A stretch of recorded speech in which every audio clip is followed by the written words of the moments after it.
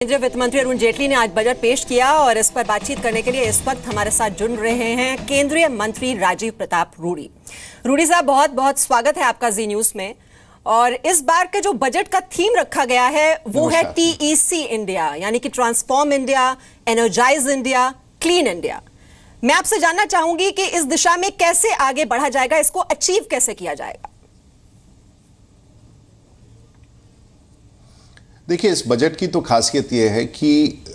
जो इस बजट का जो ढांचा है वो बहुत क्लैरिटी के साथ है। और जब वित्त मंत्री ने अपना विषय TEC कहा, टेक इंडिया कहा, तो उसकी स्पष्टता उस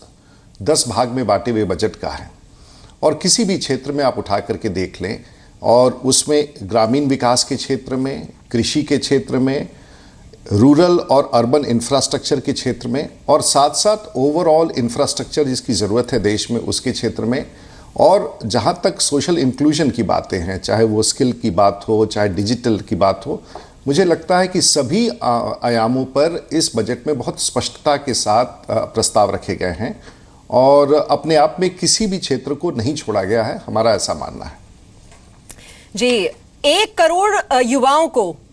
अगले 3 सालों में स्किल्ड करने की बात की जा रही है। स्किल्ड इंडिया जो कि एक बहुत ही महत्वाकांक्षी योजना है इस सरकार की, लेकिन ये टारगेट ऐसा है कि बहुत ही बड़ा है और बहुत ही चैलेंजिंग है। तो 1 करोड़ युवाओं को ये स्किल्ड कैसे बनाया जाएगा लेबर के रूप में, ये समझ नहीं आ रहा है। इसका रोड मैप क्या होगा राजीव प्रताप रूडी जी? देखिए, 2 चीज इसमें बहुत आवश्यक है समझना। जब मार्केट में डिमांड क्रिएट होता है, रोजगार का डिमांड क्रिएट होगा, और रोजगार का डिमांड कैसे क्रिएट होगा, वो तब क्रिएट होगा जब निवेश होगा। और अगर उदाहरण के स्वरूप पर आपको मैं कह दूं कि आज अगर नेशनल हाईवेज में रोड सेक्टर में 65,000 करोड़ के निवेश का प्रस्ताव है। यदि 65,000 करोड़ निवेश होता है तो स्वाभाविक तौर से उसमें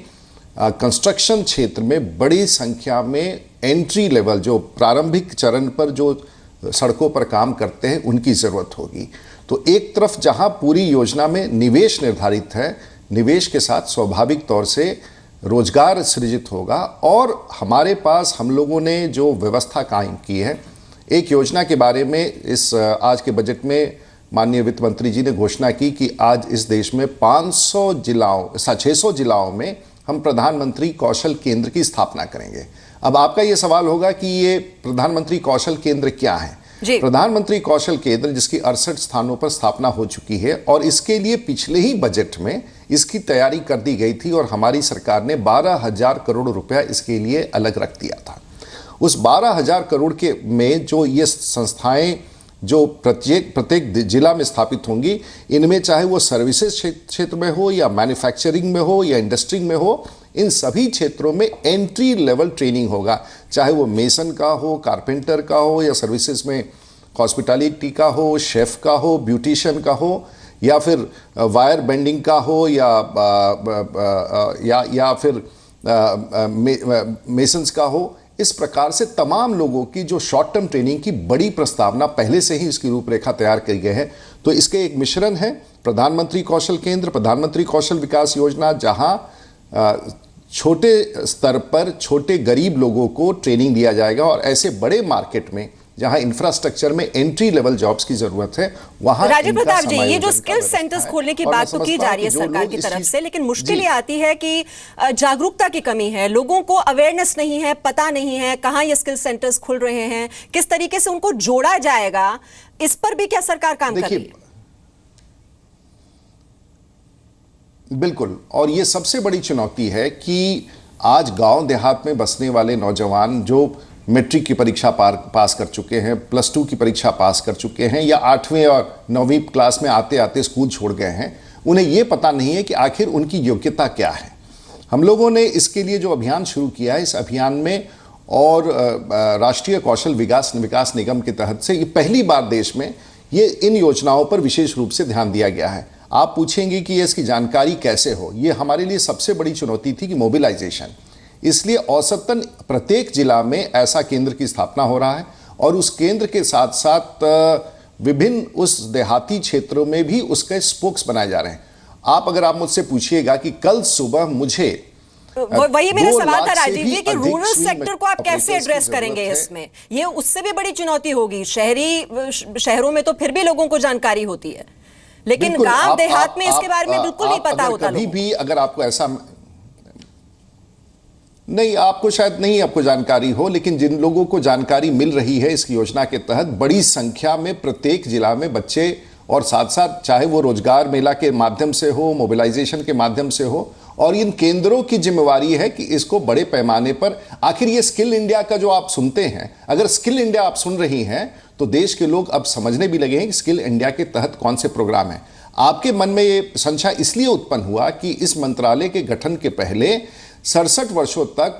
भारत सरकार के 24 मंत्रालय लगभग 50 योजनाओं को लेकर काम कर रही थी। हमारे लिए सबसे बड़ी चुनौती ये थी कि सभी योजनाओं को एक प्लेटफॉर्म पर कैसे लेके आया जाए, और पिछले 2 सालों में हम लोगों ने नेशनल स्किल्स क्वालिफिकेशन फ्रेमवर्क के तहत इस योजनाओं को एक प्लेटफॉर्म पर किया है और इसकी ट्रेनिंग चल रही है। अब आप कहेंगे कहाँ चल रहा है, इसके लिए तो मैं चाहूँगा कि देश के लोग, चाहे आप नेशनल स्किल डेवलपमेंट कॉरपोरेशन के साइट पर जाएं और देखें कि ये योजनाएं कहाँ कहाँ हैं। आपको अगर उदाहरण के स्वरूप पर मैं ही अगर अपने संसदीय क्षेत्र में किसी से भी आज अगर छपड़ा में पूछिएगा तो इस केंद्र के बारे में वो स्पष्टता से बनाएंगे, और स्कूल कॉलेज से भी ज्यादा बड़ी संख्या में बच्चे इन संस्थाओं में आकर के प्रशिक्षण ले रहे हैं। जी, और विपक्ष का आरोप यह है राजीव प्रताप रूडी जी कि रोजगार को बढ़ावा देने के लिए इस बजट में कुछ नजर नहीं आ रहा है, गरीबों के बारे में नहीं सोचा गया है। देखिए, पता नहीं ये कौन सी आर्थिक नीति की बात कर रहे हैं, प्रतिपक्ष को समझना होगा। इस बजट में एक सबसे बड़ी खासियत है कि औसतन कभी बजट पेश करके ये देखा जाता है कि प्राइवेट इन्वेस्टमेंट्स के लिए हम माहौल ऐसा तैयार करते हैं ताकि प्राइवेट इन्वेस्टर्स आए। इस बार के बजट में सरकार ने स्वयं निर्णय किया है कि मेजर इन्वेस्टमेंट वो खुद करेगी। अगर आप देखें रोड के सेक्टर में जिस प्रकार से, डिफेंस में और कैपिटल इन्वेस्टमेंट के क्षेत्र में जिस प्रकार से, ग्रामीण क्षेत्र में 3 लाख करोड़ के आसपास का इन्वेस्टमेंट है, तो जहां निवेश होगा वहीं स्वाभाविक तौर से रोजगार सृजित होगा, और रोजगार के साथ साथ हमारे कौशल के अभियान में एंट्री लेवल पर, तो जो अगर आप इस बात को स्वीकार करते हैं, और सब संस्थाओं ने कहा है, चाहे IMF हो या वर्ल्ड बैंक ने हो, उन्होंने कहा कि भारत का सकल घरेलू उत्पाद प्रगति के दर पर है जी। अगर ये सच है तो जो भी अर्थव्यवस्था समझता है वो जानता है कि अगर सकल घरेलू उत्पाद बढ़ रहा है तो स्वाभाविक तौर से इसके पीछे राजीव जी, वैसे ऑपोजिशन का एक काम ये होता है कि वो हमेशा जो भी नेगेटिव बात होती है उसे ढूंढने की कोशिश करता है, और सरकार सिर्फ पॉजिटिव देखती है। लेकिन इससे पहले कि मैं ब्रेक पर जाऊं, बस मैं आपसे ये जानना चाहूंगी, इस बजट की जो 3 अहम चीजें हैं जो बहुत ही अच्छी हुई, और कुछ ऐसी पॉलिसी जो छूट गई और शायद अगर इंक्लूड कर ली जाती तो और अच्छा बन जाता, छोटा सा रिएक्शन चाहूंगी आपसे। जैसे आप बताएं कौन सी 3 बड़ी बातें जो सबसे अच्छी लगी आपको इस बजट के रिफॉर्म्स हो।